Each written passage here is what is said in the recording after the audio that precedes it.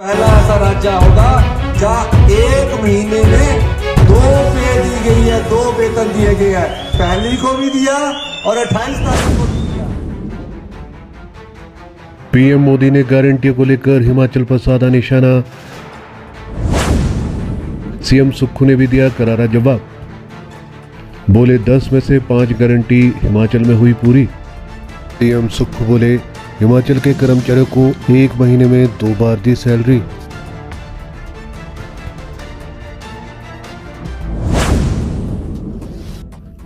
हिमाचल के मुख्यमंत्री सुखविंदर सिंह सुक्खू ने प्रधानमंत्री नरेंद्र मोदी पर पलटवार किया है। सीएम सुक्खू ने पीएम को सोशल मीडिया पर पोस्ट कर लिखा, हिमाचल प्रदेश में कांग्रेस सरकार सभी वादों को पूरा कर रही है, राज्य में समग्र विकास किया जा रहा है। सीएम सुक्खू ने लिखा, हमें इस बात पर गर्व है कि हमने 2022 के विधानसभा चुनाव के दौरान की गई 10 गारंटियों में से 5 को पहले ही पूरा कर लिया है। सीएम ने इस पोस्ट को प्रधानमंत्री मोदी को टैग किया है।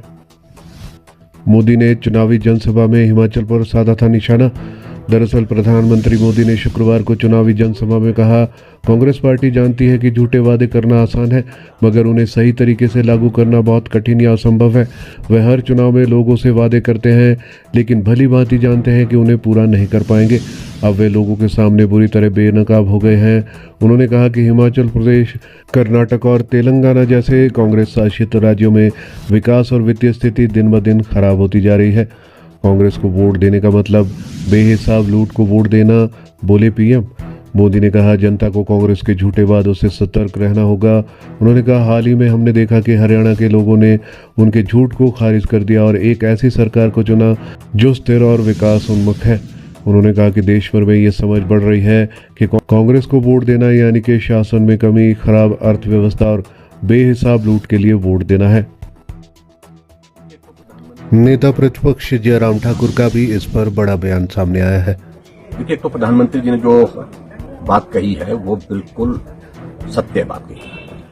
हकीकत है कि सत्ता को हासिल करने के लिए कांग्रेस को एक आदत सी पड़ गई, झूठ बोल करके, झूठी गारंटियां दे करके किसी तरह से कुर्सी हासिल करना, सत्ता हासिल करना।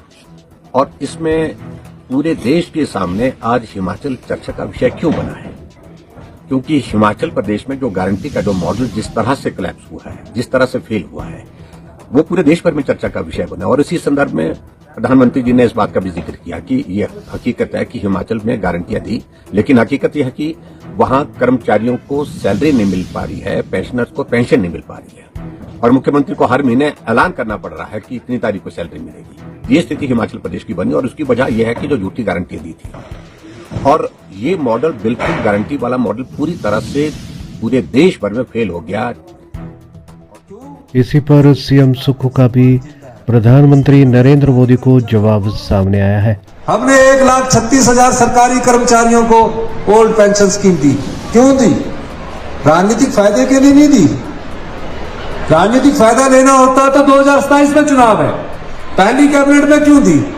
हम खुद कर्मचारी के बेटे हैं।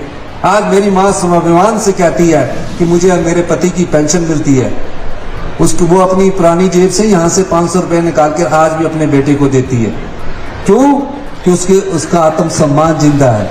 इसलिए मैंने सरकारी कर्मचारियों को और अधिकारियों को ओल्ड पेंशन स्कीम से नवाजा है।